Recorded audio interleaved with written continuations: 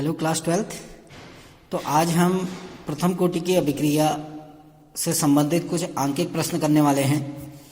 तो जैसे कि पहला आंकिक प्रश्न है, एक प्रथम कोटि की अभिक्रिया 10 मिनट में 20% पूर्ण होती है। अभिक्रिया के 75% पूर्ण होने में लगने वाले समय की गणना कीजिए। तो हमें पता दिया है कि 10 मिनट में 20% पूर्ण हो जाती है, तो 75% पूर्ण होने में लगने वाले समय की गणना कीजिए। ठीक है ना। तो हम इसको कैसे करेंगे, देखिए सबसे पहले हम प्रथम कोटि की अभिक्रिया का जो समीकरण था वो लिखते हैं। तो K बराबर 2.303 upon T log R0 upon R, यानी प्रारंभिक सांद्रता बट्टे अंतिम सांद्रता। सीधे सीधे हमारा ये फॉर्मूला था। क्योंकि हमको समय निकालना है तो समय को इधर ले लेते हैं। तो हमारे जो फॉर्मूला बन जाएगा वो होगा T is equal to 2.303 upon K log R0 upon R, प्रारंभिक सांद्रता बट्टे अंतिम सांद्रता। अब हम फॉर 20% प्रश्नानुसार यानी प्रश्न के अनुसार 20% अभिक्रिया पूर्ण होने के लिए हम इक्वेशन को अप्लाई करते हैं। तो जब 20% अभिक्रिया जब पूर्ण हो रही है तो आपको सपोज करो एक इक्वेशन है, R से P बन रहा है ना।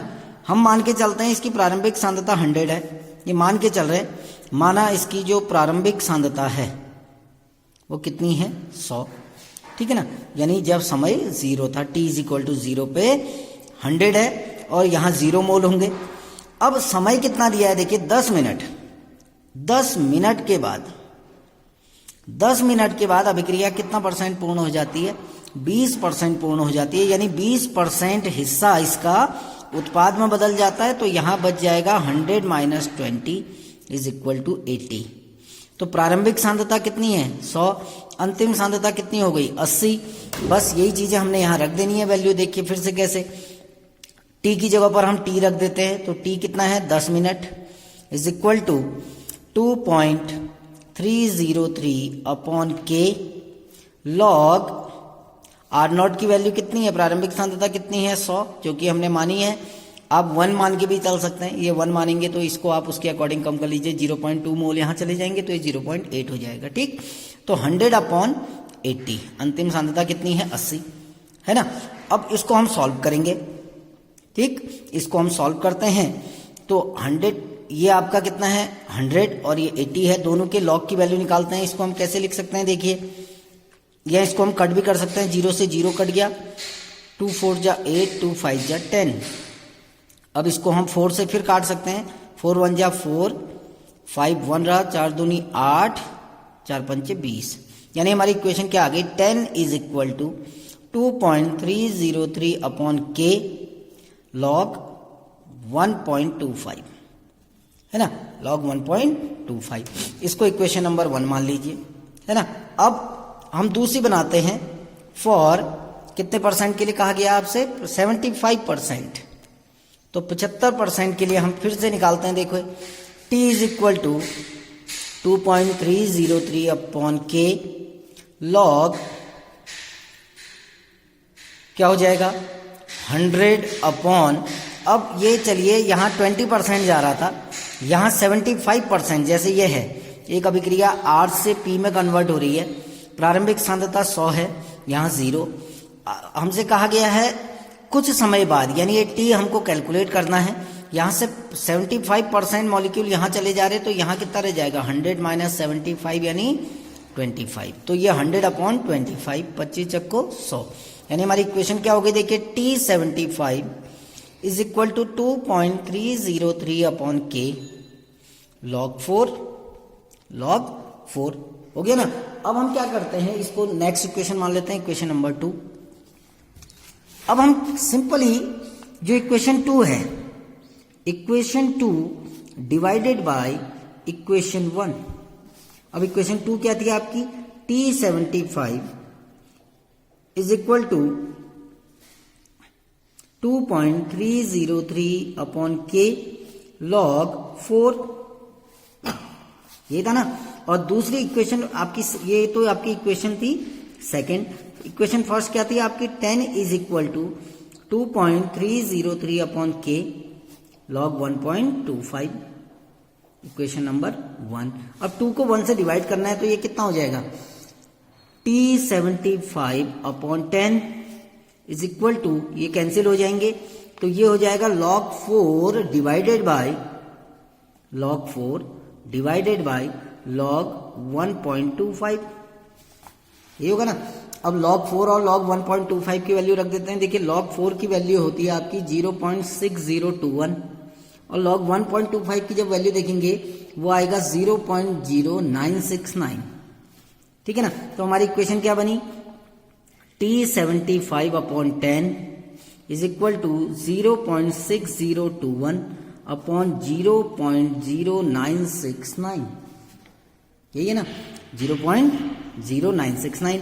T75 निकालना है, T75 is equal to cross multiply कर दो, 0.6021 इंटू 10 डिवाइडेड बाय 0.0969। जब आप इसको कैलकुलेट करेंगे तो ये आएगा 62.14 मिनट। तो इस तरीके से आपने इस क्वेश्चन को सॉल्व करना है। हमारा नेक्स्ट क्वेश्चन है, दर्शाइए कि प्रथम कोटि की अभिक्रिया में 99% अभिक्रिया पूर्ण होने में लगने वाला समय 90% अभिक्रिया पूर्ण होने में लगने वाले समय से 2 गुना होता है। ये क्वेश्चन बहुत बार पूछा गया है बोर्ड एग्जाम में। तो आपको शो करना है कि 99% अभिक्रिया पूर्ण होने में लगने वाला समय, यानी हमको प्रूव क्या करना है, T99% is equal to 2 into T90%, यानी 99% अभिक्रिया पूर्ण होने में लगने वाला समय 90% अभिक्रिया पूर्ण होने में लगने वाले समय का 2 गुना होता है, ठीक है ना। अब हमको ये इक्वेशन प्रूव करनी है, ये हमको लाना है। कैसे होगा, आप दोनों जैसे अभी पिछला क्वेश्चन किया था बिल्कुल वैसे ही होगा। फॉर T90% और 90% अभिक्रिया के लिए हम करते हैं। देखिए क्या होगा, 90% अभिक्रिया का मतलब समझना पहले, R से P में कन्वर्ट हो रहा है। मान के चल रहे हैं इसकी प्रारंभिक सांद्रता 100 है, इसकी 0, और कुछ समय पश्चात यानी T90% के बाद यहां से 90 मोल यहां चले गए तो यहां कितने रह गए, 10। ये आप समझना कि इधर कितने रह जाएंगे, 10 रह जाएंगे, है ना। तो प्रारंभिक सांद्रता 100, अंतिम सांद्रता 10। तो सीधे सीधे इक्वेशन बनाते हैं, T90% is equal to 2.303 upon K log, प्रारंभिक सांद्रता कितनी है 100, अंतिम सांद्रता कितनी है 10, 0 से 0 कट गया तो हमारी इक्वेशन आ गई T90% is equal to 2.303 upon K log 10। Equation number 1 इसको हम मान लेते हैं, ठीक है ना। अब हम ऐसे ही इक्वेशन बनाएंगे फॉर 99% अभिक्रिया पूर्ण होने के लिए। तो फिर से वही होगा, देखो R से P में निर्माण हो रहा है, प्रारंभिक सांद्रता 100 मान रहे हैं, इसकी 0 है। कुछ समय बाद 99 मोल यहां चले गए तो यहां कितने रह जाएंगे, 1। तो प्रारंभिक सांद्रता 100, अंतिम सांद्रता 1। सीधे सीधे इक्वेशन रखते हैं, T99% is equal to 2.303 upon K log 100 upon 1। तो ये कितना हो जाएगा, T99% is equal to 2.303 upon K log 100। इसको इक्वेशन नंबर 2 मान लो। अब इक्वेशन 2 ये है, इक्वेशन 1 क्या थी, T90%, दोबारा लिख रहा हूं, 2.303 अपॉन के लॉग 10, ये तो था इक्वेशन नंबर 1।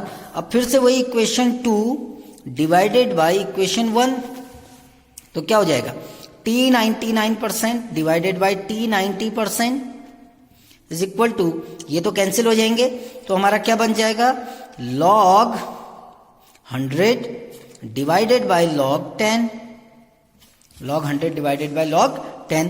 अब वैल्यू लिख लेते हैं, देखो लॉग 100 की वैल्यू होती है 2 और लॉग 10 की वैल्यू होती है 1। तो हमारी इक्वेशन आई T99% divided by T90% is equal to 2। तो T99% is equal to 2 into T90%।